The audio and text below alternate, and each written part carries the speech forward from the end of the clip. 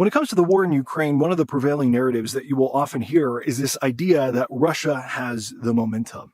This idea that Russia is making gains in Ukraine steadily, albeit slowly, and that eventually, because they are pushing forward and Ukraine is slowly over time conceding more and more land to them, eventually Russia will win the war and Ukraine basically has no chance. It's not a popular narrative amongst people who actually analyze the war, which is rather telling, but it is a popular narrative among politicians who are responsible for giving support to Ukraine and who will often cite the Russian momentum as a reason to not support Ukraine even further because they just believe the war is essentially already lost. So what I want to share in this video is why I completely disagree with this narrative and why I believe that far from Russia having the momentum, actually, in every metric that actually matters, Ukraine has the momentum, not Russia.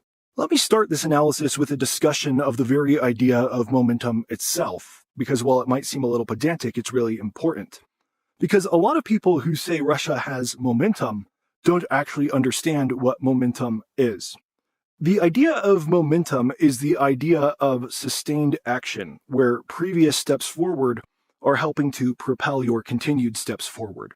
So when you think of momentum, you might think of a car that has just gone down a very long downhill section and has sped to a very high speed so that they can now ride up an uphill section without having to press on their gas. This is the idea of momentum, that you have accelerated force that is helping you push forward today. But Russia, what they're doing in Ukraine, simply doesn't match this definition at all. What Russia is doing in Ukraine is not akin to a car that is accelerated downhill and is now being carried uphill without even having to touch the gas. But rather, what Russia is doing in Ukraine is much more akin to trying to go uphill, but your car keeps stopping. And so you keep slamming on the gas pedal, pedal to the metal, to try to get your engine to catch up and go up just a few feet before your engine either stalls out again or even rolls backward. That is what is actually happening when you look at the stop and start nature of what Russia is doing on the battlefield. And there's really no way to describe what's going on as momentum. Russia is not making breakthrough moments that they can actually take advantage of to keep propelling themselves forward. When they do make breakthrough moments, these seem to be very quickly repelled by Ukrainian forces, and Russia can't actually take advantage of them. And so again, while it might seem a little pedantic, it's very important to define what momentum is and say Russia doesn't have any of it, not at all. Now, speaking of momentum, it's actually very important to talk about the different strategies of Russia and Ukraine, which are both optimized to use momentum, but in very different ways. Russia's strategy is essentially the strategy of a berserker, where a berserker will get stronger and stronger the more enemies that it subdues, and this is really what Russia is counting on, that they can send soldiers in, and these soldiers will become stronger and stronger the more enemies that they subdue. Whereas Ukraine's strategy is more akin to a jiu-jitsu master, where a jiu-jitsu master thrives on momentum, but not in the same way as a berserker. A jiu-jitsu master thrives on momentum by using the momentum of their opponent against their opponent, using the strength of their opponent against their opponent, so that the opponent either hurts themselves or tires themselves out before the jiu-jitsu master can take advantage of the situation. And this is very important to understand because when you realize what's actually happening, you realize that Russia's berserker strategy is not working. They're not actually able to accumulate enough gains to take advantage of them to gain more gains. But Ukraine's jiu-jitsu strategy is very much working, and they are very much able to turn the aggressiveness of their opponent against themselves. There's a lot of discussion in books that talk about the art of war that has noted that throughout history, throughout thousands of years of military history, the aggressor often eventually falls to the defender, even though at first the aggressor might make large gains and make it look like the defender is losing. Because eventually the aggressor just breaks itself so thoroughly against the defender that the defender can then wait for the optimal moment to actually counterattack and take the enemy out, which can be seen as using the opponent's force against itself. And there is a lot of discussion in books that discuss the art of war that say when your opponent is aggressive, it is very important that you give him opportunities to be aggressive without, achieving breakthrough moments.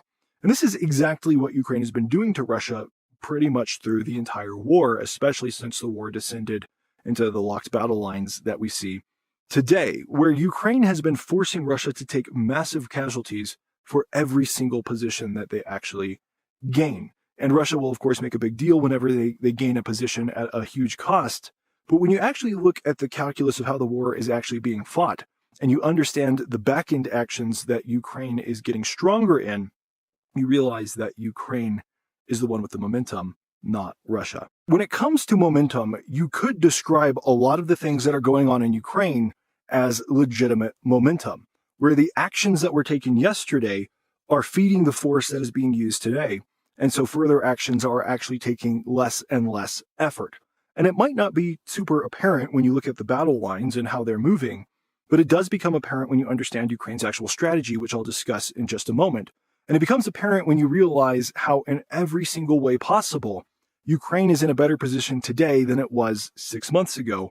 And that has been true repeatedly for quite a long time, pretty much at every point since Russia's initial invasion of Ukraine. Right now, Ukraine has a lot of momentum politically in Europe, for example, where Europe has gotten behind Ukraine in a big way to provide weapons and money to them to ensure that they can stay in the fight.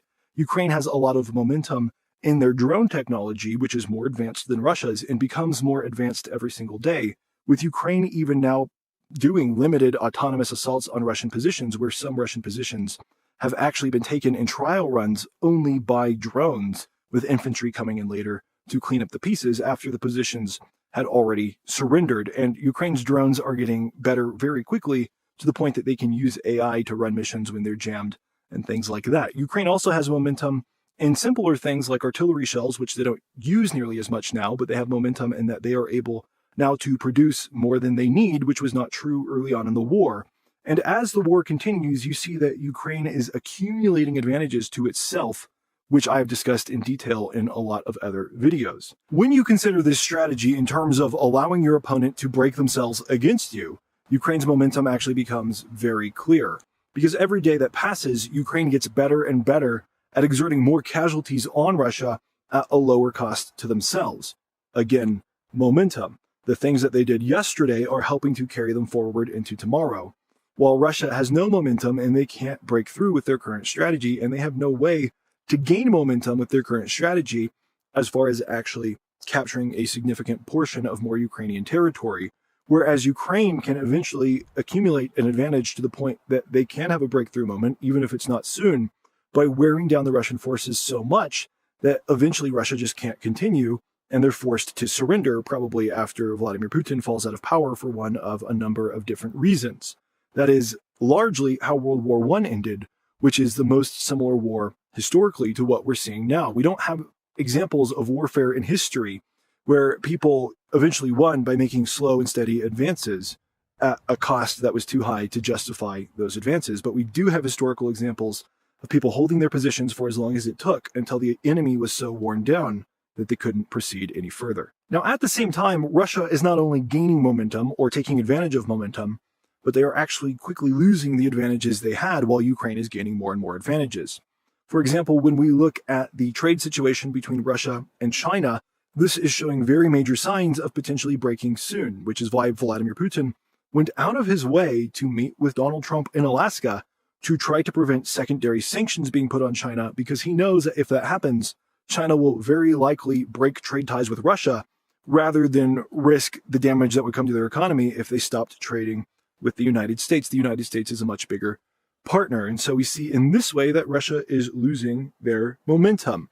But even if, this falls through because of Vladimir Putin's talks with Donald Trump, their vulnerability has already been exposed, which means that European countries can put the same pressure on Russia if they so choose. And in this way, we see that the world is moving away from Russia and away from their victory in Ukraine, not towards it. Russia's economy also, of course, gets weaker every day. And in fact, when it comes to the momentum Russia does have, by the definition of momentum, there is a lot of momentum helping their economy decay at a faster rate with each passing day, because they are just running out of money. They're running out of income sources. They can't keep that up forever. And so there is momentum moving against Russia there.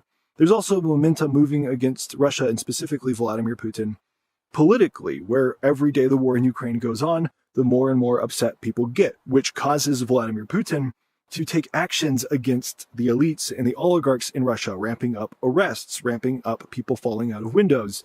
But as he does that, it just makes the remaining elites more paranoid, more fearful for their own lives, more angry at Vladimir Putin, more likely to actually step up and overthrow him. So again, there is momentum there as well. The point is, Ukraine is gaining momentum towards victory at the same moments that Russia is gaining momentum towards ultimate defeat. And I could make this video much longer if I wanted to, but I don't think I have to. I've covered a lot more detail in a lot of other videos on my channel, so if you want more detail, you can check out those videos. For now though, if you liked this video, be sure to like the video and subscribe to the channel. Both of those things are free and they help me out a lot. And if you want to support the channel more, there are a number of ways to do so via links in the description. I don't expect that from anybody, but I am super grateful for all of the support.